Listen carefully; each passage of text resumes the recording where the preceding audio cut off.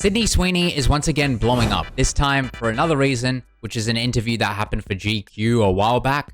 Now, everyone's been giving their take on it. I thought I'd give mine, and of course touch on the other controversies she's been involved in as well. With the first piece of drama being Sydney Sweeney's mum's 60th birthday, and a lot of confusion and speculation about people wearing red hats, thinking that they're MAGA supporters. Where in reality, they were not just Trump supporting hats, they were actually a parody or a twist on that, and it just said, "Make 60 great again." On top of that, there was also an obvious Blue Matter Lives t-shirt that someone was wearing, and this made people really mad, for whatever reason. I don't know, because it's political again.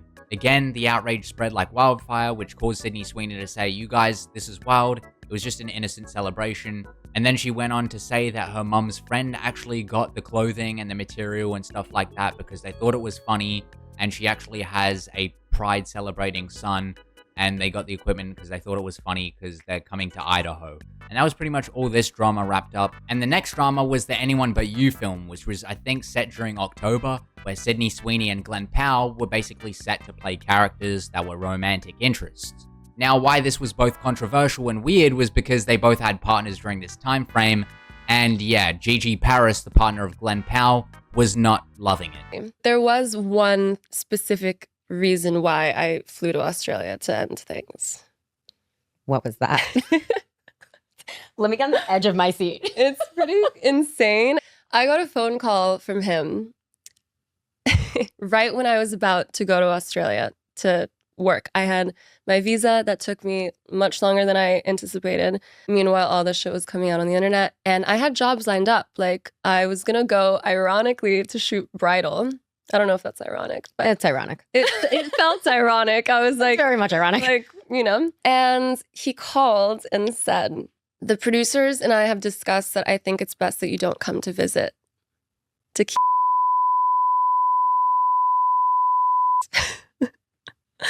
yeah. Are you fucking kidding me? Nope. And that's when I hung up and I was like, this motherfucker is done to me. I mean, there was a lot of issues saying that the producer apparently didn't want her near set. There was a lot of PR involved with this. There was a lot of provocative shots. And there were a lot of pictures pretty much hinting at their intimacy and potential relationship. So you can understand why it was really controversial. Even Sydney Sweeney had cracked a joke on SNL, which was considered bad taste and bad faith. The craziest rumor I've seen is that while I was filming Anyone But You, I was having an affair with my co-star Glenn Powell. That's obviously not true. Me and my fiance produced the movie together, and he was there the entire shoot. And I just want to let everyone know that he's the man of my dreams. And we're still together and stronger than ever. He even came here tonight to support me. Can we cut to him? But here's what I don't understand. Why date an actor if you're not happy with them kissing with someone on camera? It's part of the job. I just don't get that. Then there's the bathing soap brand collab where Sydney Sweeney partnered with this men's grooming corporation, which was Dr. Squatch, to contain this limited edition soap, which happened to be Sydney Sweeney's used bathwater. I know, a little bit strange, but it sold out really quickly, and many people thought the concept to be bizarre, weird, strange, even sparked a lot of memes and things like that. There was a lot of questioning about the marketing itself. And when asked, she'd mentioned that when your fans ask for bathwater, you can either ignore it or turn it into Dr. Squatch soap. So yeah. She then followed up by saying that in a weird way, this is kind of an unforgettable product, and hopefully that this pushes men towards using more natural products and cleaning themselves and grooming themselves more, but I don't know what this has to do with that. Sydney then mentioned later on that she only got a lot of backlash later on because of the bath soap water, because women hate her and that they love the idea of Jacob Elordi's bath water, but I don't think that matters. I believe people just think we live in a dystopic time period where we have an A-list celebrity here acting like they're an influencer. But if you ask me, it's not that big of a deal again. And then later on, she got caught for going to Jeff Bezos' wedding. Now, I don't know why I have to say get caught, because I don't necessarily understand why that's a bad thing. I think it's because there's a classism issue within America, so that's probably why. And well, I guess she found someone there named Scooter Braun, 44-year-old billionaire, who was probably at the party as well. Now, Scooter Braun probably doesn't have the best track record for people in the music industry, screwing over people like Ariana Grande, Taylor Swift, and even Justin Bieber. He took everything from that guy, so much so that they don't even hang out anymore. Justin has pretty much cut ties with him completely.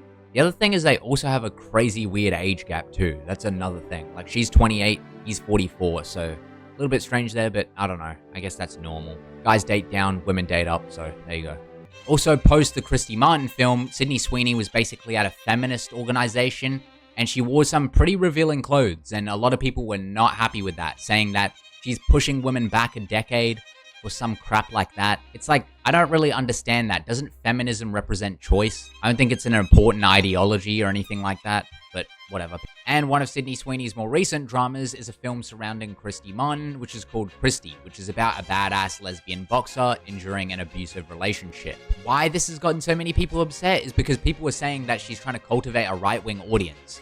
And that's just not true. Even Christy Martin, the person who the film's about, came out supporting Sydney Sweeney, and there was this Australian actress. By the way, we don't claim that dumbass.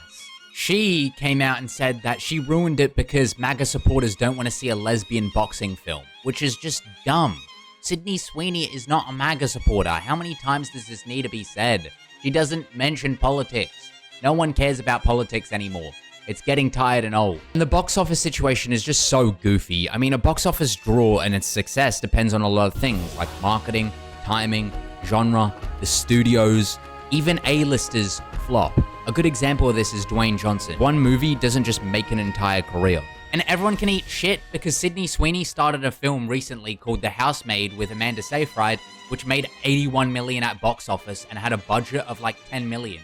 Sorry, 20, I think, and had an 81% Rotten Tomato score. So she killed that, and it completely ended her box office flop streak. And the abuse and criticism she gets is absolutely fucking insane and wild. I mean, calling her a Nazi bitch, saying that she's some MAGA slut, or it's just an ad for jeans, you know what I mean? They're saying that you're appealing to eugenics. It's not eugenics. I feel like saying SYBAU or some shit, wilted rose emoji. She only ever insinuates in the ad that she has great genes. She never implies that it's because she's white.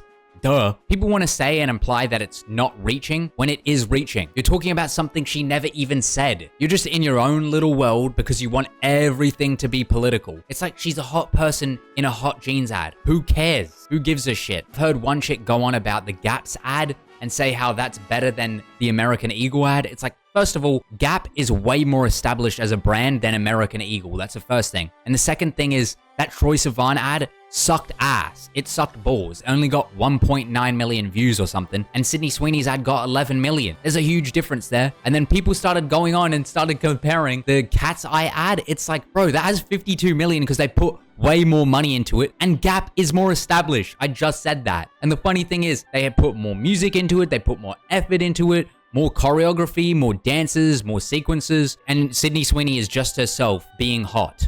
It's like you can't compare the two. That's so stupid. That's so dumb. It's like they're trying to get something out of her, like trying to force her to admit that she's a MAGA supporter. And it's like, why? And the funny thing is, like, what's wrong with being a registered Republican? I don't really understand that. People in LA and in the state of California, for some reason, automatically think that you're some Nazi if you just agree with a Republican on something or just become a registered Republican. It's so weird. It's so strange. It's like film isn't just for one group of people on the side of this political spectrum. It's for everyone, not just for liberals. I don't understand that. That's so dumb. And when the specific group of liberals look like this and make fun of her, this kid looks like a fucking meatball.